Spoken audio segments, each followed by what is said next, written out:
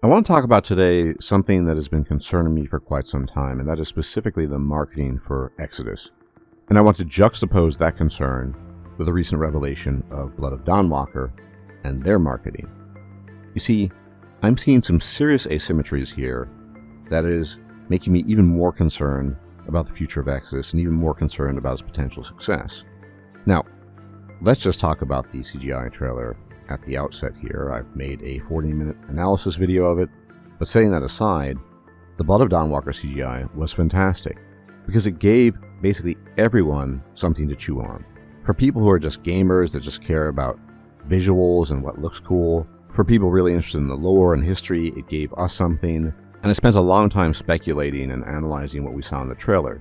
There's so many little things that are revealed there, in terms of art, in terms of lore, in terms of history, in terms of story potential, and it really just ticks all the boxes as much as a CGI trailer can. And for people that are less interested in that sort of thing, less interested in lore, less interested in history, that just want to look at something cool, which is arguably the majority of gamers, it did that too.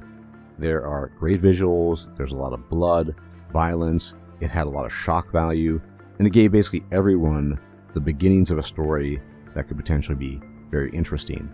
So I know a lot of people these days tend to poo-poo CGIs, and I totally get that because people have been blinded and bedazzled by CGIs for years now, and then when it comes to the gameplay it tends to suck. And I think for that reason, some degree of caution of course is always warranted, and that also applies to the Blood of Dawnwalker. But in terms of the goal and purpose behind a CGI, the trailer really hit the nail on the head. As I said, it ticked all the boxes you could imagine, for the lore buffs, for the average gamer, and the reception has been absolutely tremendous. If you go to IGN, for example, which normally gets maybe a few thousand, maybe a few tens of thousands of views despite having almost 19 million subscribers, if you look at the Blood of Dawnwalker CGI trailer, it looks very different. And it currently has 2.2 million views, which is, as I said, significantly better than what IGN usually gets. So basically Rebel Wolves came out swinging with this reveal. The CGI delivered majorly. They hit a home run because it got everyone's interest regardless of the perspective they're coming from when it comes to this game. And that's basically, in my view, what a CGI should do. It should garner interest, it should show things off, it should basically make you more curious about the game. And Rebel Wolves absolutely achieved that. On top of that, you had some lengthy exposition coming from the developers, as well as some art reveals. Basically, the entire showing proved to be exceptionally well done, and it really, really garnered attention and interest in exactly the way presumably Rebel Wolves wanted. Now, if you compare that, juxtapose that to Exodus, which of course is a completely different game, mind you. It's a science fiction game set in the Centauri cluster that has inarguably revealed much more information in terms of story about the game. It even has a gameplay trailer, and the interest compared to Dawnwalker after a reveal only a few days ago is minimal. And I was one of the first channels on YouTube to cover the Blood of Dawnwalker, and I've been covering the game Exodus for close to a year now, and despite that, there is still minimal interest in the game. People look at the game and they say the game looks generic. They look at the game and they don't see the hook. Now the reality is, whether we like it or not, that not everyone is a lore or history buff. Not everyone is really enthusiastic about the story of something, and a lot of people just want to see cool stuff and cool gameplay. So whilst you have a situation with Exodus, where you have a companion novel of nearly 1,000 pages, which is very good. I've recommended the book, I read it. I think it is a very good book, very interesting, and it adds a ton of lore dumps for the sake of the Exodus setting. And you have lots of short stories, shorter cinematics, Q&As with the developers, and even more. The reality is, if you look around, if you pay attention, that most people are not all that interested in Exodus. If, for example, you compare the population activity on the Exodus server compared to the Dawnwalker server, it's night and day. The Exodus server is basically dead, and the Dawnwalker server is growing by the minute. Now, none of this means that Exodus is going to be a bad game, far from it. But you have to get people's interest. And the marketing has just been really tame, really flaccid. For example, the Q&As that Exodus offers us never tell us anything truly interesting. They're always vague, they're always general, and on top of that, it just looks like two guys nerding out about something, which again is not going to attract the general gaming populace. It's just not how it works. So even though Exodus is a completely different genre, science fiction, space opera, versus Blood of Dawnwalker, which you might refer to as supernatural, historical, dark fantasy RPG, I still think that Archetype Entertainment and their marketing could take a lesson out of the book of Rebel Wolves, because you want to ramp up the excitement, you want to ramp up the interest, and so far, Exodus has not done that.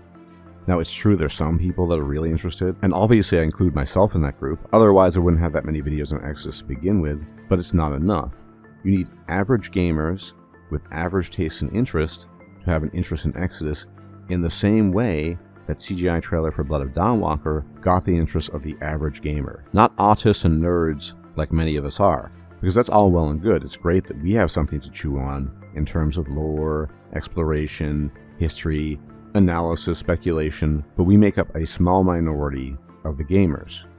So, I'm telling you, Exodus needs to step up its game. For example, many people are laboring under the illusion that Exodus is a space game with just humans and robots. This is a serious thing. I'm not making this up.